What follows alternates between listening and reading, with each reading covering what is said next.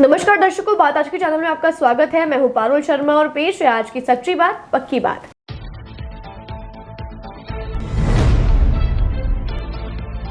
अजमेर में पानी की समस्या को लेकर रेल कर्मचारियों का जोरदार प्रदर्शन, सड़कों पर उतरने की दी चेतावनी।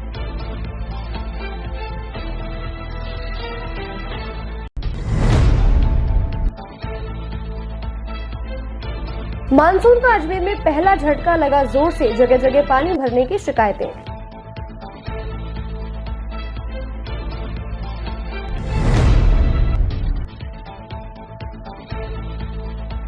सेलिंग एक्सपीडिशन कैंप में राजस्थानी लोक कला संस्कृति की मिली अमिट छाप, सांस्कृतिक कार्यक्रम का हुआ आयोजन।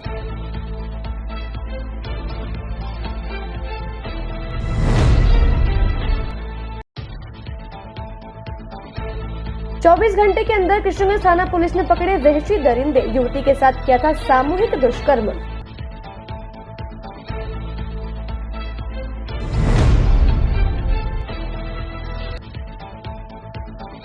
कालाबाग स्थित मिस्टर चाय वाला की बिल्डिंग पूरी तरह सीज, नगर निगम ने एक बार फिर की कार्यवाही।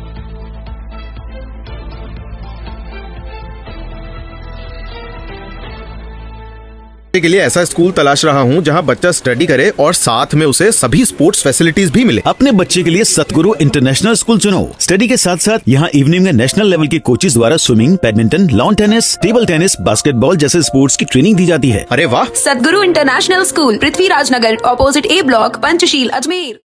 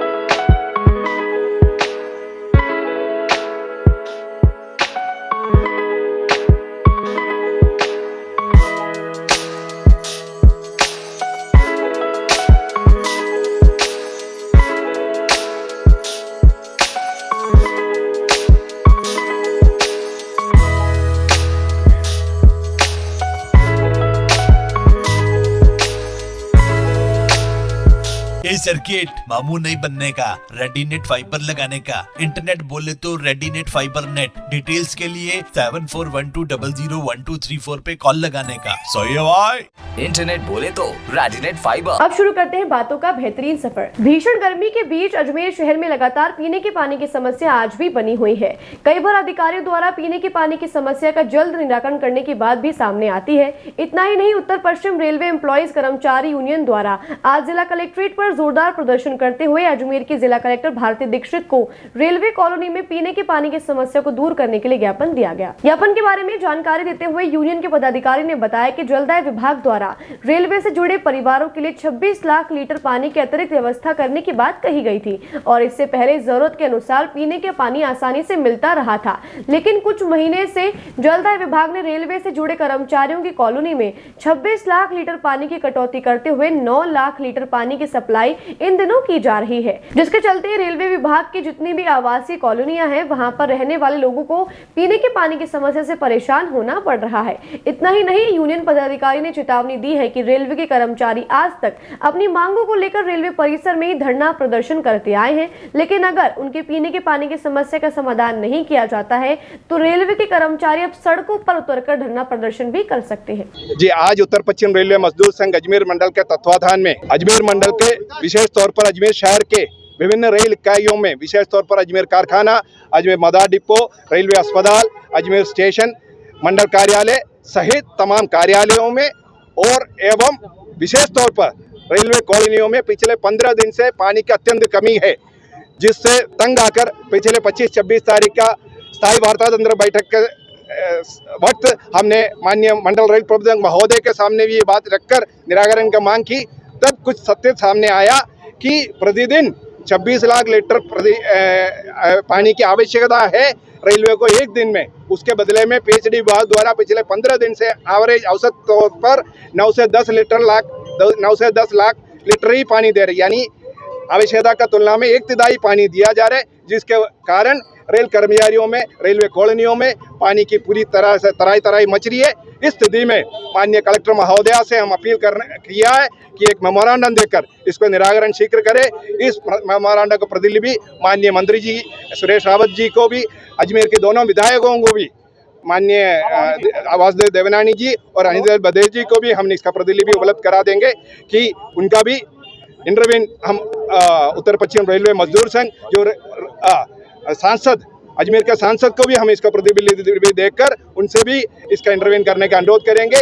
उत्तर पश्चिम रेलवे मजदूर संघ रेल कर्मचारियों का समस्याओं के लिए, उनकी घर परिवार को समस्याओं के लिए हमेशा खड़ा रहा हुआ संगठन है। इसलिए इस इश्यू को लेकर हम रेलवे से बाहर भी आकर अगर जरूरत पड़ेगा तो धरना प्रदर्शन और आगे का प्रदर्शन के लिए भी रूपरेखा तैयार करेंगे। मैं एसआई जैकब, मंडल सचिव, उत्तर पश्चिम रेलवे मजदूर संघ अजमेर। अजमेर के वार्ड 35 स्थित अशोक विहार कॉलोनी के क्षेत्रवासियों द्वारा धर्मतलाई विकास समिति के माध्यम से कलेक्टर को ज्ञापन सौंपा गया, जिसमें उन्होंने रेलवे ओवरब्रिज के पास बन रहे नाले का कार्य जल्द पूरा करने की मांग की।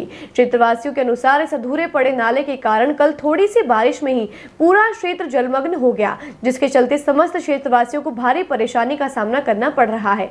वहीं बिजली का ट्रांसफार्मर लगे होने के कारण लोगों को करंट की चपेट में आने का खतरा भी बना हुआ है।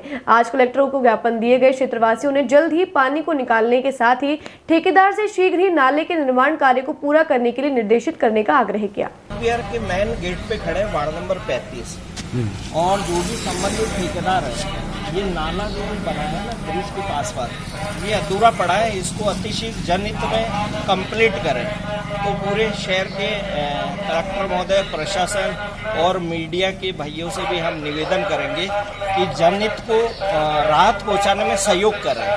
तो अभी यहाँ अशोक विहार में जो बच्चे हैं, माताएं बहनें, उनको बहुत दिक्कत हो रही है। मेन गेट तो मैं मीडिया भाइयों से भी निवेदन करूंगा कि अशोक विहार का मेन गेट है जो आरओबी उतर रहा है और नाले का काम अधूरा पड़ा है, ठेकेदार जी द्वारा किया जा रहा है, तो इसकी गति बहुत धीमे है और इस काम को करें। और हमारा अंडरपास भी बॉक्स डल गए, इनको भी कार्य को गति दें और पूरा शहर का प्रशासन ध्यान दे। विजय गहलोत। पूरी 1 घंटे की बरसात में यहाँ पूरा तालाब भर जाता है। हाँ। और सारे अशोक विहार कॉलोनी के वासियों को निकलने में दिक्कत होती है, आने जाने वालों को दिक्कत होती है। अशोक विहार कॉलोनी के वासियों को निकलने में दिक्कत होती है। पास में ही ट्रांसफार्मर लगा हुआ है जी, उसमें करंट आने का खतरा है, या गाय वैसे बैठी रहती है जी, तो सारी दिक्कत होती है। पूरे कॉलोनी वासियों को दिक्कत होती है, गाड़ियाँ निकलती है। सेलिंग कैंप में राजस्थानी लोक कला संस्कृति की अमिट छाप देखने को मिली, जहां डेमोन्स्ट्रेशन स्कूल के सभागार में सांस्कृतिक संध्या कार्यक्रम आयोजित किया गया। इस कार्यक्रम में कर्नल भास्कर चक्रवर्ती, ग्रुप कमांडर उदयपुर ग्रुप का स्वागत कैंप कमान अधिकारी कमांडर मनीष सिंह ने पुष्प गुच्छ प्रदान कर सांस्कृतिक संध्या में उनका स्वागत किया। राजस्थानी लोक कला, नृत्य एवं संगीत के माध्यम से सभी कैडेट्स ने रंगारंग कार्यक्रम की प्रस्तुतियां दी। वह इस अवसर पर कैंप में सर्वश्रेष्ठ स्थान प्राप्त करने वाले कैडेट्स को भी स्मृति चिन्ह देकर प्रदान किया गया और उनका हौसला अफजाई की गई। टूराज नेवल यूनिट एनसीसी अजमेर के अंतर्गत ये सेलिंग एक्सपीडिशन कैंप 19 जून से शुरू हुआ था, जो आज जिसका समापन हुआ है। और इसमें 110 कैडेट्स थे जो पूरे राजस्थान से आए थे। उन्होंने इसके अंदर सम्मिलित हुए और जैसा कि मैं पहले भी बता चुका हूँ कि इनमें कैडेट्स ने कई तरह की विधाएँ सीखी थी। जो कल सुबह इन्होंने एक बहुत अच्छा पोलिंग जिसको कहते हैं उसकी एक रेस हुई थी और कैडेट्सों ने बहुत अच्छा बोला जाए तो पोलिंग की और माहौल के अंदर पूरा इस तरीके का बन चुका था। आना सगर पूरा गूंज रहा था बच्चों की आवाज़ों से, कैडेट्स की आवाज़ से। और इन 10 दिनों में कई तरह के इवेंट्स हुए। उसके अंदर में कई कैडेट्स ने प्रतिस्पर्धाओं में जो सम्मिलित हुए उनमें से कई लोगों को हमने सम्मानित किया जिन्होंने प्रथम, द्वितीय या तृतीय पोजीशन पाई। और जैसे ग्रुप इवेंट थे तो उसमें हमने उनको कोई शील्ड भी दी। तो इस तरीके से कल रात को रीजनल इंस्टीट्यूट के अंदर में उनके एक सामुदायिक सदन के अंदर में कल्चरल प्रोग्राम किया बच्चों ने और उसके बाद इनको जो है वहाँ पे सम्मानित किया गया। कल हमारे chief guest professor SB Sharma जो कि प्रिंसिपल हैं रीजनल इंस्टीट्यूट के और साथ में हमारे ग्रुप कमांडर एनसीसी के कर्नल भास्कर चक्रवर्ती वो भी कल सम्मिलित थे और उन्होंने बच्चों का संवर्धन किया और उनको जो है पुरस्कार वितरण किए। इसमें कहाँ से बच्चे आए थे और सर कितने बच्चों ने इसमें भाग लिया था? इसमें 110 कैडेट्स जो नेवी विंग के कैडेट्स हैं एनसीसी के, उन्होंने वो सम्मिलित हुए थे। और ये कैडेट्स जो है राजस्थान के 3 यूनिट हैं, जयपुर, उदयपुर और अजमेर। इन तीनों जगहों के कैडेट्स आए हुए थे और ये पूरे राजस्थान के सभी संभागों से बच्चे थे। ये 10 दिनों के अंदर सर क्या क्या कार्यक्रम हुआ, किस तरह का आयोजन हुआ और क्या उद्देश्य है इस कार्यक्रम का? ये सेलिंग एक्सपीडिशन कैंप एक नेशनल लेवल पे, राष्ट्रीय स्तर पे एक प्रतिस्पर्धा होती है एनसीसी की जिसको कहा जाता है मोस्ट एंटरप्राइजिंग नेवल यूनिट। ये रिपब्लिक डे आरडीसी जब हमारा कैंप होता है उस दौरान प्रधानमंत्री के द्वारा एक रोलिंग ट्रॉफी दी जाती है। तो उसके तहत राजस्थान के अंदर हमको ये रिस्पॉन्सिबिलिटी मिली थी इसमें एक कैंप करने की जिसको हम कहते हैं सेलिंग एक्सपीडिशन कैंप।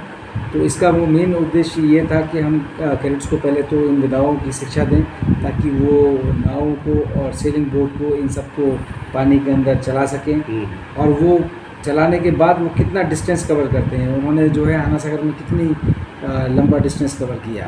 तो ये सब बातों को लेकर हम जो है प्रस्तुत करते हैं ऊपर और इसके बेसिस पे नेशनल लेवल पे, राष्ट्रीय स्तर पे ये डिसाइड होता है कि किसको ये ट्रॉफी मिलेगी। आपका पूरा नाम सर? Commander Manish Singh, commanding officer two Raj naval unit NCC Ajmer. Thank you sir. कल अजमेर के कृष्णगंज थाने से एक मामला सामने आया जहां पर वैशाली नगर स्थित प्रियांशी रेजिडेंसी में कुछ हैवानों द्वारा एक महिला के साथ सामूहिक बलात्कार किया गया था। आज पुलिस ने त्वरित कार्यवाही करते हुए 24 घंटे के भीतर ही चारों आरोपी सुनील पुनिया, गिरधारी चौधरी, संदीप राजपुरोहित और हिमांशु मेहरा को गिरफ्तार कर लिया है। कृष्णगंज थाना पुलिस ने घटना की जानकारी देकर बताया कि पीड़िता ने थाने पर उपस्थित होकर रिपोर्ट दर्ज कराई थी जिसमें उसने अपने साथ सामूहिक बलात्कार की जानकारी दी। पीड़िता ने बताया कि वह BA द्वितीय वर्ष की छात्रा है जिसकी उम्र 22 वर्ष है। जनवरी में वह नौकरी की तलाश में अजमेर आई थी और फाइसागर स्थित एक निजी होटल में काम करती थी, लेकिन होटल का माहौल ठीक नहीं लगने के कारण उसने नौकरी छोड़ दी और किसी दूसरी नौकरी की तलाश में लग गई। तभी उसने मदद के लिए अपने परिचित गिरधारी चौधरी को फोन कर उससे कहीं पर रहने की व्यवस्था करने की बात कही। तभी गिरधारी ने उससे कुछ समय के लिए अपने फ्लैट पर ही रहने को कहा। उस फ्लैट में उसके साथ अन्य 3 लोग जिनके नाम सुनील पुनिया उर्फ राहुल चौधरी उम्र 25 वर्ष, संदीप राज पुरोहित उर्फ राजवीर उम्र 24 वर्ष और हिमांशु मेहरा उर्फ हेमू भी रहते थे। वहीं पर ही पीड़िता की मुलाकात अन्य 3 युवकों से हुई। 2-3 दिन बाद पीड़िता के साथ उन चारों आरोपियों के द्वारा मारपीट की गई और उसके साथ बलात्कार भी किया गया। पीड़िता ने यह भी बताया कि उसको कमरे से निकलने भी नहीं दिया जा रहा था। फिर जैसे तैसे वे कुछ बहाना बनाकर दिल्ली चली गई और वापस अजमेर आकर एक रेस्टोरेंट में जॉब करने लगी, लेकिन आरोपियों द्वारा उसको लगातार जान से मारने की धमकी दी जा रही थी, जिससे उससे परेशान होकर पुलिस को रिपोर्ट दर्ज करवाई है। आज कृष्णगंज थाना पुलिस ने तुरंत कार्यवाही करते हुए चारों आरोपियों को गिरफ्तार कर लिया है और अग्रिम अनुसंधान में जुट गए हैं। कल कृष्णगंज थाने में एक पीड़िता के द्वारा FIR दर्ज करवाई गई थी कि उसको बंधक बनाकर और उसके साथ में गलत काम जो है 4 अभियुक्तों के द्वारा किया गया। दौरान अनुसंधान जांच में पाया गया कि ये जो लड़की है, जो पीड़िता है, इसको इसके एक दोस्त को फ़ोन किया था इसने। पहले ये पूर्व में किसी होटल में काम करती थी और वहाँ पर उसको 12 जून को उसका कॉन्ट्रैक्ट ख़त्म हो गया। उसके बाद उस पर रहने का कोई इंतज़ाम नहीं था, तो अपने एक पुराने दोस्त को कॉल किया। उसने कहा कि तू मेरे फ्लैट के ऊपर आ जा। तो वो उसके फ्लैट पर गई, जहाँ पर पूर्व में भी उसके जो दोस्त हैं वो वहाँ पर थे। और इस तरीके से वहाँ पर टोटल 4 जो लड़के थे और उन 4 लड़कों ने पहले 2-3 दिन वो सही से रही। उसके बाद उसके साथ ज़बरदस्ती की और उसके साथ मारपीट भी की और इसके ऊपर कल मुकदमा दर्ज करके अनुसंधान जो है मेरे द्वारा किया गया। दौरान जांच सामने आया कि इन 4 अभियुक्तों के द्वारा पीड़िता के साथ ज़बरदस्ती जो है ये गलत कार्य किया गया और अनुसंधान में प्रमाणित पाए जाने पर आज 4 को अरेस्ट कर लिया गया। इसमें जो आरोपी हैं उनके नाम है सुनील पुनिया उर्फ राहुल चौधरी, इसकी उम्र है 25 साल, निवासी टापरवाड़ा, थाना पीलवा, डीडवाना, कुचामन। दूसरा आरोपी है गिरधारी चौधरी पुत्र शैतान राम, उम्र 24 साल, निवासी पीपला, थाना परबतसर, जिला डीडवाना, कुचामन। तीसरा आरोपी है संदीप राज पुरोहित उर्फ राजवीर पुत्र श्री भरत सिंह, उम्र 23 वर्ष, ये ग्राम उजोली, तहसील रूपनगढ़, जिला अजमेर का रहने वाला है। चौथा आरोपी है हिमांशु मेहरा उर्फ हेमू, इसकी उम्र है 24 साल और ये निवासी है बड़ी नागफनी, थाना गंज का। ये जो पीड़िता है ये BA सेकेंड ईयर की छात्रा है, परबतसर नागौर में किसी निजी विश्वविद्यालय में ये पढ़ रही है और यहाँ पर जो है निजी होटल में ये काम करती थी। उसी दौरान जो है ये इनके संपर्क में आई। इसमें जो गिरधारी चौधरी है ये पूर्व से इसका परिचित था, जिसके मार्फत ये इस फ्लैट में, जिसका ओनर जो है वो सुनील पुनिया और राहुल चौधरी, वहाँ गए और वहाँ पर ये गलत काम उसके साथ में हुआ। सर वारदात में 4 ही थे या और भी कोई थे? नहीं, 4 ही नाम जो है पीड़िता के द्वारा लिए गए और अनुसंधान में भी 4 ही का होना पाया गया। बाकी आगे अभी जांच जारी है, बाकी 4 को अरेस्ट कर लिया गया। आज कालाबाग स्थित निजी बिल्डिंग जिसमें मिस्टर चायवाला के नाम से प्रतिष्ठान संचालित किया जाता है कि पूरे बिल्डिंग को सीज करने की कार्यवाही नगर निगम द्वारा की गई। इससे पहले बेसमेंट में ऊपर की मंजिल को सीज किया गया था, परंतु नगर निगम ने आज बड़ी कार्यवाही करते हुए पूरी बिल्डिंग को ही सीज कर दिया। नगर निगम का कहना है कि उक्त बिल्डिंग 10.5 गज की सरकारी जमीन को कब्जा करके इस पर अवैध अतिक्रमण किया हुआ है। सरकारी जमीन पर कब्जे को लेकर ही सीज की कार्यवाही की गई है। सीज के पश्चात नगर निगम द्वारा बिल्डिंग पर नोटिस भी चस्पा किया गया है, जिसमें चेतावनी दी गई है कि यदि बंद ताले के साथ किसी भी प्रकार की छेड़छाड़ की जाती है अथवा भवन को काम में लिया जाता है तो संबंधित थाने में भवन मालिक के खिलाफ कानूनी कार्यवाही की जाएगी। ये कालाबाग मिस्टर चायवाला है, जो उनकी बिल्डिंग सीज की गई है। विजय प्रकाश तत्वेदी जी की बिल्डिंग है, जिसमें बेसमेंट G+2 बना हुआ था। बेसमेंट और ऊपर का जो मंजिल है, सेकंड मंजिल, वो पहले सीज कर दी गई थी। आज संपूर्ण भवन को सीज कर दिया गया है। इनकी जांच की गई थी। जांच में पाया गया कि 10.5 गज सरकारी ज़मीन पे इनका अतिक्रमण किया हुआ है, इसलिए आज ये सीज कर दी गई। तो उसे सीज कर दिया गया। इनके 2 अलग अलग नक्शे पास थे, इन्होंने एक करके इसको बना लिया था और कोई एकीकरण निकाल 2 अलग अलग नक्शे हैं, जिससे साइड बैक में भी डिफरेंस हो जाता है। इसलिए आज इस बिल्डिंग को भी सीज कर दिया गया, संपूर्ण भवन को। वो जैसे यहाँ से कहीं भी नहीं खुलती है, DLB से आदेश होते हैं, उसके बाद इसके गुणागुण की परीक्षण होता है और इनसे अंडरटेकिंग ली जाती है कि जो स्वीकृत मानचित्र हो उसके अनुसार ही उपभोग किया जाए, तब ये सीज खुलती है। नहीं, उसमें अंडरटेकिंग की पालना नहीं करने पर पुनः सीज की जाती है। वो ऐसी पत्रावलियाँ भी देखी जा रही हैं, उनकी पालना शीघ्र की जाएगी। ये पवित्र कोठारी जी के नाम है, धर्मेंद्र आनंद अधिशासी अभियंता नगर। बातों को देते हैं छोटा सा विराम, जल्दी मिलते हैं एक नए सफर पर। के लिए ऐसा स्कूल तलाश रहा हूँ जहाँ बच्चा स्टडी करे और साथ में उसे सभी स्पोर्ट्स फैसिलिटीज भी मिले। अपने बच्चे के लिए सतगुरु इंटरनेशनल स्कूल चुनो। स्टडी के साथ साथ यहाँ इवनिंग में नेशनल लेवल के कोचेज द्वारा swimming, badminton, lawn tennis, table tennis, basketball जैसे स्पोर्ट्स की ट्रेनिंग दी जाती है। अरे वाह! सतगुरु इंटरनेशनल स्कूल, पृथ्वीराज नगर, ऑपोजिट ए ब्लॉक, पंचशील, अजमेर।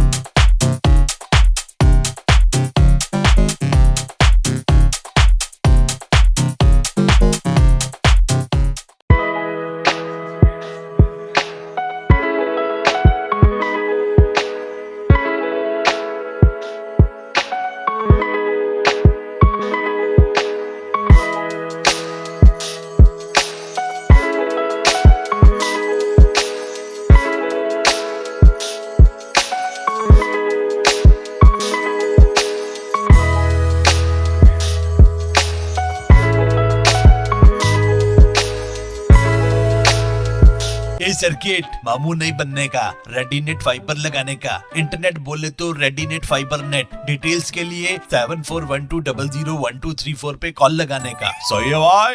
इंटरनेट बोले तो रेडीनेट फाइबर। एक बार फिर आपका स्वागत है। आइए चलते हैं एक नए सफर पर। आगामी 30 जून को राष्ट्रीय पल्स पोलियो अभियान के तहत सभी में जागरूकता फैलाने के लिए आज एक जागरूकता रैली निकाली गई। इस रैली को सीएमएचओ ज्योत्सना रंगा ने हरी झंडी दिखाकर रवाना किया। इसके तहत सभी बूथ पर 30 जून को दवाई पिलाई जाएगी। इसके बाद 1 व 2 जुलाई को घर घर जाकर सर्वे किया जाएगा। यदि किसी बच्चे को दवाई नहीं पिलाई गई है तो उस दौरान उस बच्चे को दवाई पिलाई जाएगी। आगामी 30 जून को आने वाले राष्ट्रीय पल्स पोलियो अभियान के तहत तैयारियां शुरू हो गई हैं। वे एक भी बच्चा पल्स पोलियो की दवाई से वंचित ना रहे, इसके लिए 30 जून को सभी बूथ पर प्रशिक्षित वैक्सीनेटर्स द्वारा दवाई पिलाई जाएगी। इसकी जागरूकता फैलाने के लिए आज एक रैली निकाली गई ताकि सभी आगामी पल्स पोलियो अभियान के लिए जागरूक हो सके। अभी आगामी 30 तारीख को हमारा राष्ट्रीय पल्स पोलियो अभियान है।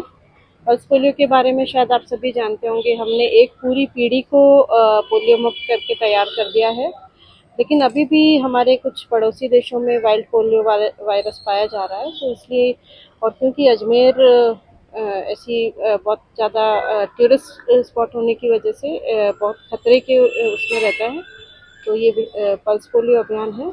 30 तारीख को बूथ्स पर दवाई पिलाई जाएगी। हमारे करीब 1900 प्रशिक्षित वैक्सीनेटर्स हैं हमारे पास, वो बूथ पर पहले दिन पिलाएंगे और उसके बाद 1 और 2 तारीख को घर घर सर्वे किया जाएगा कि कोई बच्चा छूटा तो नहीं। यदि छूटेगा तो उसको वहीं पे दवा पिला दी जाएगी। रैली कहाँ ये रैली अजमेर शहर के समस्त कॉलोनीज में, समस्त अलग अलग सेक्टर्स हमने बांटे हैं, और इनको जो संबंधित चिकित्सा अधिकारी प्रभारी हैं सिटी डिस्पेंसरीज वाले वो मॉनिटर करेंगे। जवाहरलाल नेहरू चिकित्सालय के प्रधानाचार्य डॉक्टर वीबी सिंह द्वारा आज एक प्रेस कॉन्फ्रेंस का आयोजन किया गया, जिसमें उन्होंने अस्पताल के न्यूरोलॉजिकल विभाग व ईएनटी विभाग द्वारा किए गए 2 सफल ऑपरेशंस की जानकारी दी। उन्होंने बताया कि ये दोनों ऑपरेशंस अजमेर में पहली बार किए गए हैं। संभाग के सबसे बड़े अस्पताल जवाहरलाल नेहरू चिकित्सालय के प्रधानाचार्य डॉक्टर वीबी सिंह ने जानकारी देकर बताया कि अस्पताल में पहली बार न्यूरोलॉजी विभाग व ईएनटी विभाग द्वारा पिट्यूटरी ग्लैंड का सफल ऑपरेशन किया गया है। इस प्रकार के ऑपरेशन के लिए एक अत्याधुनिक मशीन भी मंगवाई गई है, जो कि जल्द ही अस्पताल में उपलब्ध होगी। लेकिन आज न्यूरोलॉजी विभाग के विभागाध्यक्ष डॉक्टर सुनील आचार्य की टीम व ईएनटी विभाग के विभागाध्यक्ष डॉक्टर दिग्विजय सिंह की टीम द्वारा बिना मशीन के सफलतापूर्वक ऑपरेशन किया गया है। वहीं दूसरे ऑपरेशन के बारे में उन्होंने जानकारी देकर बताया कि मरीज का मोटरसाइकिल एक्सीडेंट हो गया था, जिसके कारण उसके मस्तिष्क में गहरी चोट लग गई थी। उन्होंने बताया कि आमतौर पर इस प्रकार की चोट के इलाज के बाद मरीज के लकवा होने की संभावना बनी रहती है, लेकिन इस चोट का न्यूरोलॉजी विभाग द्वारा सफलतापूर्वक ऑपरेशन किया गया, जिसमें मरीज को किसी प्रकार की विकलांगता नहीं हुई। आपको बता दें कि लाखों के खर्चे वाले दोनों ऑपरेशन निःशुल्क किए गए।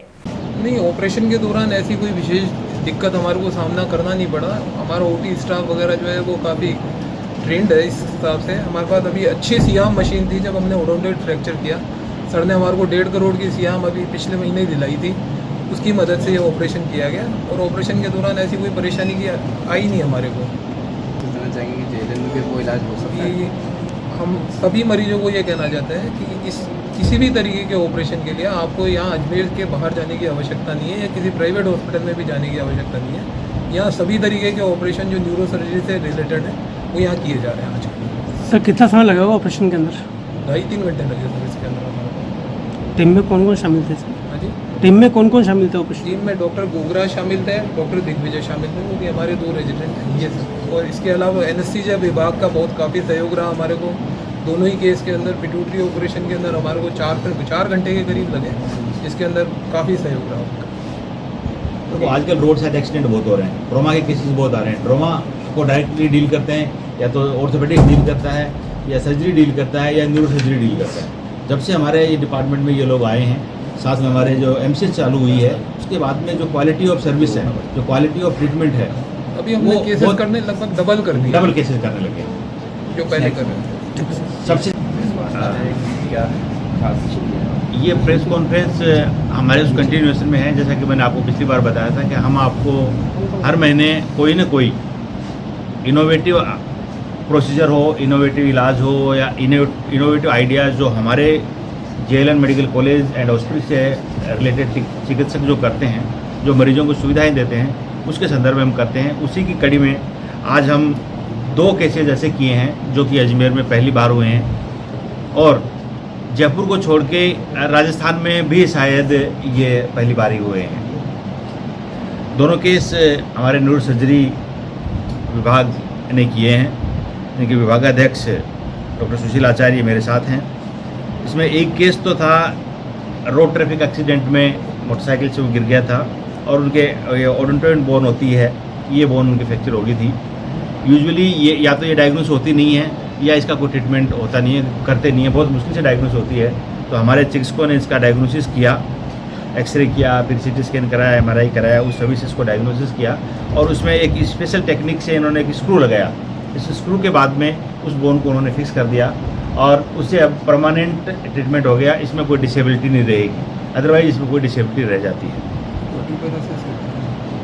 इसका जो सबसे बड़ी जो डिसेबिलिटी की बात करता हूँ, तो इसमें चारों हाथ पैर पैरालिसिस हो जाते हैं, और आदमी अपने लाइफ लॉन्ग वो पैरालाइज हो जाता है। ये करने के बाद में आप सामने देखो, मरीज हमारा बैठा हुआ, आपने बात भी की होगी, मरीज अभी फिट है। दूसरा जो केस है वो 2 डिपार्टमेंट के सहयोग से हुआ है, न्यूरो सर्जरी और ईएनटी में, ईएनटी विभाग दोनों ने मिलकर किया है। पिट्यूटरी एक ग्लैंड होती है हमारे दिमाग के बीच में, छोटी सी ग्लैंड होती है, जो कि हमारे सारे हार्मोन का एक मास्टर कंट्रोल उसका होता है पूरी बॉडी पे। उसका ऑपरेशन हमारे यहाँ नहीं होता था, क्योंकि उसके लिए एक स्पेशल टेक्निक भी चाहिए, स्पेशल एक्सपर्टाइज भी चाहिए, और स्पेशल मशीन भी चाहिए, क्योंकि वो मशीन हमारी लगभग अभी आने वाली है। क्यों माइक्रोस्कोप के लिए बार बार ये कर रहे हैं, और वो पिछले दिनों इलेक्शन के चक्कर में आ नहीं पाई थी। वो मशीन हमें ट्रांसपोर्ट डिपार्टमेंट के थ्रू मिल रही है, और वो काफ़ी कॉस्टली और सोफिस्टिकेटेड इंस्ट्रूमेंट है। लेकिन सबसे बड़ी बात यह है कि हमारे दोनों चिकित्सकों ने, डॉक्टर सुशील आचार्य ने, इनकी टीम ने, साथ में ENT के डॉक्टर दिग्विजय सिंह ने, इनकी टीम ने मिलके वो ऑपरेशन किया है, जो बिना उस मशीन के ही उन्होंने ऑपरेशन किया और उसका ऑपरेशन सफल ऑपरेशन किया है, जिसका भी एक मरीज आपके सामने है।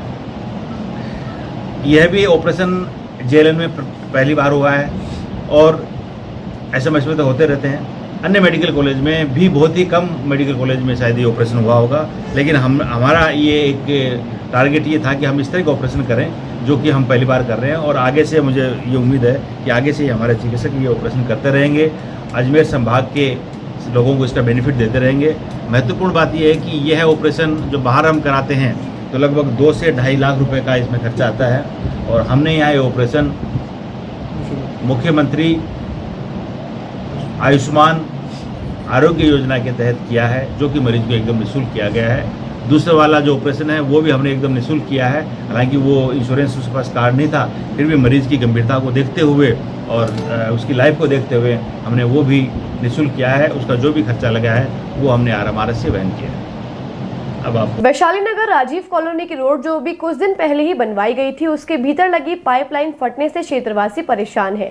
उनका कहना है कि सड़क अभी कुछ दिन पहले ही बनी है, परंतु इसकी हालत दलदल जैसी हो गई है, पैर रखते ही अंदर धंस रहा है। साथ ही उनका आरोप है कि इस ओर पार्षद का भी कोई ध्यान नहीं है। श्री राम सेना के राष्ट्रीय उपाध्यक्ष देवीलाल सोनी का कहना है कि उनके घरों में पीने को पानी नहीं है, परंतु सड़कों पर पानी बह रहा है, जिससे सभी कॉलोनी वासी परेशान है। साथ ही उनका आरोप है कि वो इसकी जानकारी पार्षद को भी दे चुके हैं, परंतु उनके द्वारा इस ओर कोई ध्यान नहीं दिया जा रहा है।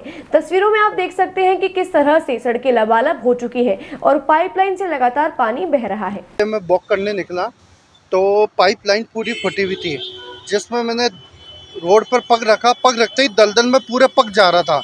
वहाँ के यहाँ तक पार्षद भी निकला तो भी ध्यान नहीं दिया। आम जनता निकल रही है, लोग कलेक्ट्रेट के बाहर प्रदर्शन करते हैं, घर घर में पानी नहीं पुग रहा, पीने के लिए हम तरस रहे हैं। उसके बाद ये इतनी लापरवाही प्रशासन की कि पानी रोड पे बह रहा है। सुबह 6 बजे से 7:30 बजे तक पानी इतना किलोमीटर तक गया, लोगों के कपड़े खराब हुए, आम जनता आने जाने को परेशान हुई और लोगों के घर में पानी नहीं गया। यहाँ तक कि पार्षद को भी थोड़ी बहुत इतनी शर्म नहीं है कि कम से कम पाइपलाइन सही करा दूँ। रोड नहीं बनाई, रोड के नीचे ही दलदल। मैंने पग रखा, मेरा पग पूरा अंदर गया। मैं क्यों यार, खतरनाक दलदल है। फिर मैंने हाथों हाथ ही अपने फ़ोन पे बनाया वीडियो कि भाई इस तरह मैं पार्षद को फ़ोन करा कि भैया आप आके चेक करो, तो फ़ोन उठा नहीं रहे। तो आम जनता ध्यान नहीं दे, फिर कौन देगी? पार्षद अगर लोग लापरवाही करेंगे, हम तो पानी के लिए तरस रहे हैं, भूखे पैसे पानी को ले लेके बचत करके पी रहे हैं और यहाँ पानी नहीं आ रहा हमारे घरों में। लोग परेशान है, आम जनता है और प्रशासन ध्यान नहीं दे रही है। कहाँ की घटना है ये? वैशाली नगर राजू कॉलोनी मेन गली के अंदर घुसते ही रोड पूरी है दलदल। नई रोड अभी बनी है, करीब महीना भर हुआ और उसी में ही पानी निकल रहा है, उबड़ उबड़ खतरनाक। और पग रखते ही पग अंदर गया। कॉलोनी वाले के सोनी जी क्या करे, पार्षद नहीं सुन रहे हैं, किसके पास जाए? पानी हमारे घर में आ ही नहीं रहा। वहाँ के पार्षद 2 है, एक तो हमारे गंगाराम जी है, एक रलावता जी है। अब दोनों वार्डों में आ रहा है। अब दोनों वार्डों के अंदर में दोनों को तो शर्म करनी चाहिए कि थोड़ी पाइपलाइन हो जाए तो हमारे घर में पानी आ जाए, पीने की समस्या नहीं रहे, हमें परेशान नहीं होना पड़े ना। बरसात का पानी पीना पड़ेगा, बरसात का पानी पिएंगे। श्री राम सेना हिंदुस्तान, युवा राष्ट्रीय उपाध्यक्ष देवीलाल सोनी। बातों को देते हैं छोटा सा विराम, जल्दी मिलते हैं एक नए सफर पर। के लिए ऐसा स्कूल तलाश रहा हूँ जहाँ बच्चा स्टडी करे और साथ में उसे सभी स्पोर्ट्स फैसिलिटीज भी मिले। अपने बच्चे के लिए सतगुरु इंटरनेशनल स्कूल चुनो। स्टडी के साथ साथ यहाँ इवनिंग में नेशनल लेवल के कोचेज द्वारा swimming, badminton, lawn tennis, table tennis, basketball जैसे स्पोर्ट्स की ट्रेनिंग दी जाती है। अरे वाह! सतगुरु international school, Prithviraj Nagar, opposite A block, Panchsheel, Ajmer.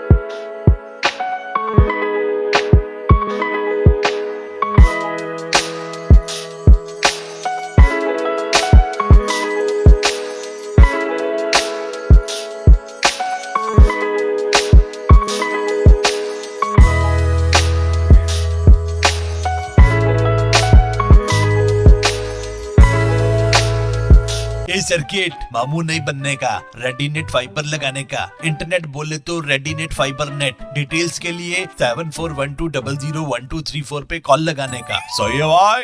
Internet बोले तो रेडिनेट फाइबर। एक बार फिर आपका स्वागत है। आइए चलते हैं एक नए सफर पर। अजमेर शहर में बिना नक्शा स्वीकृत किए अभी भी बेखौफ होकर अवैध निर्माण कार्य किए जा रहे हैं। इस बात का जीता जागता उदाहरण है नगर निगम की नाक के नीचे दरगाह बाजार के दहली गेट क्षेत्र में कई महीनों से एक बहुमंजिला इमारत का निर्माण कार्य। क्षेत्रवासियों द्वारा कई बार अवैध रूप से बनाई जा रही बिना स्वीकृति के इस बहुमंजिला इमारत की शिकायत भी निगम को दी गई, लेकिन उसके बावजूद भी निगम के अधिकारियों ने इस पर कोई कार्यवाही नहीं की। लेकिन आज सुबह अचानक 7:30 बजे नगर निगम के अधिकारियों ने मौके पर पहुंचकर इस बहुमंजिला इमारत को सीज करने का काम किया।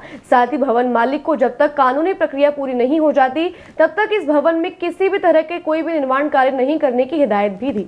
आज अखिल भारतीय विद्यार्थी परिषद राजकीय विधि महाविद्यालय की इकाई द्वारा राजकीय विधि महाविद्यालय के प्राचार्य को डॉक्टर भीमराव अंबेडकर महाविद्यालय के परीक्षा नियंत्रक के नाम ज्ञापन सौंपा गया, जिसमें उनकी तरफ से मांग रखी गई कि परीक्षा टाइम टेबल की तिथि में संशोधन किया जाए। प्रदेश कार्यकारिणी सदस्य बंटी गुर्जर ने जानकारी देकर बताया कि 11 जुलाई से विधि महाविद्यालय की परीक्षाएं रखी गई हैं, परंतु इस दौरान 2 परीक्षाएं जिनमें महिला सुपरवाइजर परीक्षा व SSC CGL 10+2 की परीक्षा भी है, जिस कारण कुछ विद्यार्थियों को परीक्षा देने में परेशानियां आएंगी। यदि वे विधि महाविद्यालय की परीक्षाएं देते हैं तो वे अन्य परीक्षाओं से वंचित रहेंगे। इसके चलते उनके द्वारा मांग रखी गई है कि भीमराव अंबेडकर महाविद्यालय द्वारा परीक्षा तिथि में संशोधन किया जाए। यदि महाविद्यालय द्वारा संशोधन नहीं किया जाता है तो ABVP द्वारा उग्र आंदोलन किया जाएगा। आज अखिल भारतीय विद्यार्थी परिषद राजकीय विधि महाविद्यालय की इकाई द्वारा राजकीय विधि महाविद्यालय के प्राचार्य को डॉक्टर भीमराव अंबेडकर यूनिवर्सिटी के परीक्षा नियंत्रक के नाम ज्ञापन सौंपा गया, क्योंकि कल दिनांक 27 जून को